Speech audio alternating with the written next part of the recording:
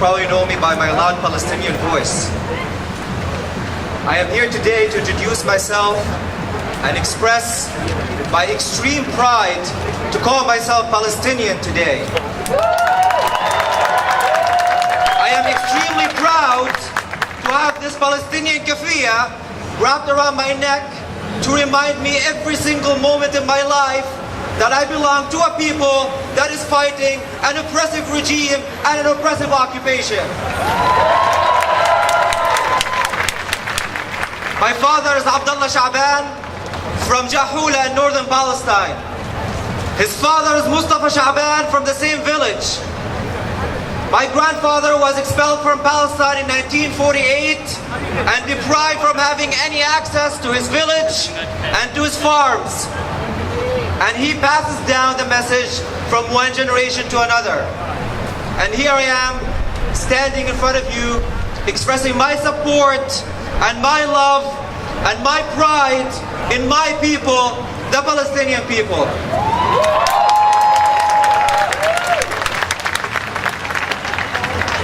We should be extremely aware that we stand here as humans, not just as Palestinians. There should be no complicity in war crimes from anybody. There should be no excuses for war crimes.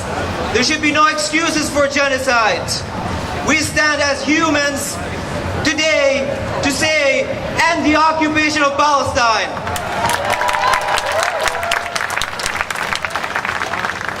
I know it's really hot today, but let's increase the temperature a little bit by the ferocity and the tenacity and the courage of our voices and say, free, free Palestine! Free, free Palestine! Free, free Palestine! Free, free Palestine! End the occupation now! End the occupation now! End the occupation now! End the occupation now!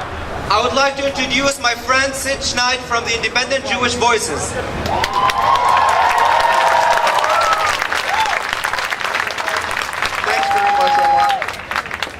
The gathering of people here today delivers a clear message. You don't have to be an Arab or a Muslim to support the people of Gaza. You just have to be a human being. We are all here to express our solidarity with the people of Gaza and our moral outrage against the government of Israel for the unspeakable crimes it is committing against them. Shame. I am a member of the National Steering Committee of Independent Jewish Voices Canada. That's right, Independent Jewish Voices. Like other people, more and more Jews around the world are standing up to say that we are sickened by Israel's crimes. In the context of this crisis, Canadian politicians are playing a disgraceful role. While the Harper Tories and Trudeau Liberals give unqualified support to Israel, the NDP seems to have lost its voice.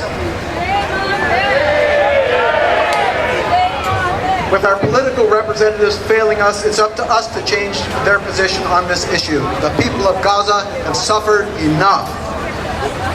What should we be doing? We should be following the lead of Palestinian civil society, which put out a call in 2005 for people around the world to generate pressure on Israel by mounting an escalating campaign of boycott, divestment, and sanctions until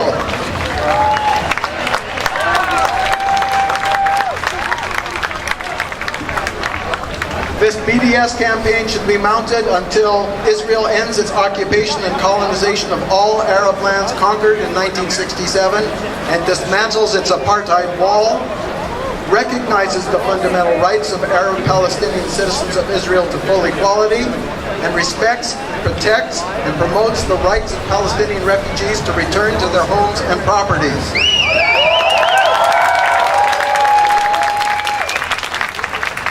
I am proud to tell you today that Independent Jewish Voices has incorporated the founding principles of the BDS movement into our basis of unity.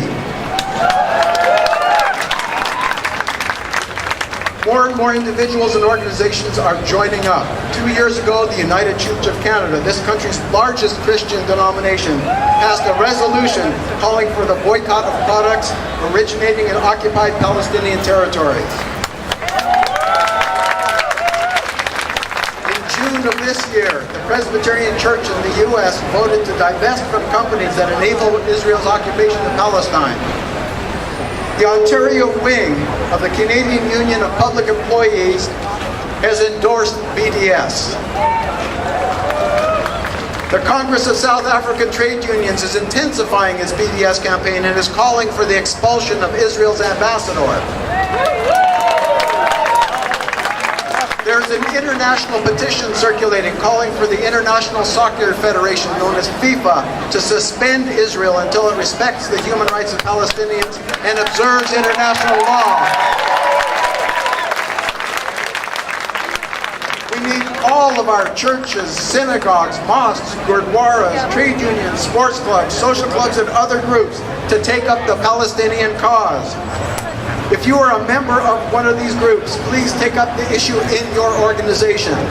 Convince others to take up a stand for justice. If you need help on any of this, please feel free to approach any of the sponsoring organizations of today's demonstration.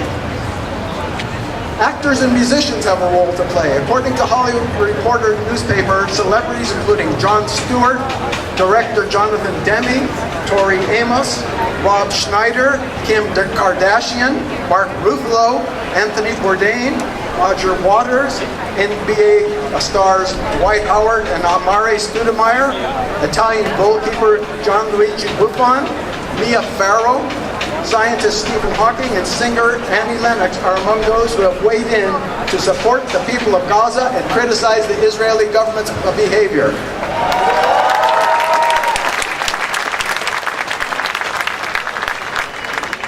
Irish musician Shnaid O'Connor canceled the scheduled performance in Israel, saying she was doing so in order to adhere to the cultural boycott of Israel. Movie stars Penelope Cruz and Javier Bardem have signed an open letter denouncing Israeli genocide. Director Pedro Almodovar and other representatives of the Spanish film industry are urging the European Union to condemn the bombing of Palestinian civilians. Brazil, Chile, Ecuador, El Salvador, and Peru.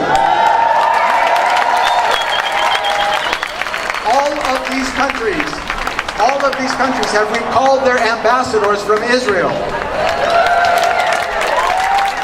In closing, I'd like to say we have to leave today's demonstration, each of us committing to take action to put pressure on Israel and to change the shameful position of Canada's politicians. Please join me to shout out, "Justice for Palestine! Stop the assault on Gaza! Lift the siege! End the occupation! BDS! Free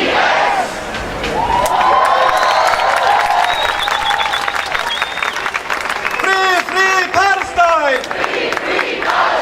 Free Palestine! End the occupation now! End the occupation now!